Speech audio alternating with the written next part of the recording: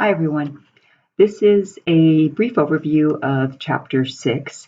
And Chapter 6 is the chapter on social structure theories. And so the focus really is on how society is structured in such a way that there may be some link to the commission of crimes. And so there's three primary umbrellas of theories, if you think about it that way. If you think about an umbrella, and then underneath that umbrella would be several different types of theories. So there are three major umbrellas. One is the social structures theories. One set is the social structures theories. And these theories really focus on social disorganization. So they're really focused on neighborhoods and what kind of neighborhood does someone live in. And so there's a really good discussion of some of the seminal work of the McKays, Sean McKay, and their concentric circles theory, the idea that as people, as inner city areas become more crowded, people who can't afford to begin to move away. And as they move out of these areas, of course, then they leave behind all the crime and the dirtiness of the inner city, and they're out now in these nice suburbs. And so you see what they argue you see is that you tend to see higher crime rates in inner city areas and much lower crime rates in suburbs. And a lot of that has to do with the kinds of neighborhoods that are in the suburbs versus in inner cities.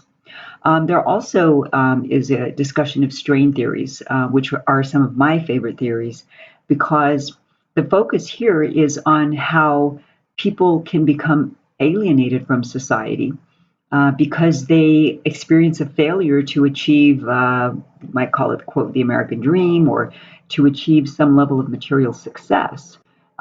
Because there aren't a whole lot of ways to achieve material success, at least not legitimately. Yes, you can go work for a job, and we all know the job rate right now is fairly low. But a lot of those jobs are jobs that that don't pay enough for someone to be able to live well, just working full time at that one job.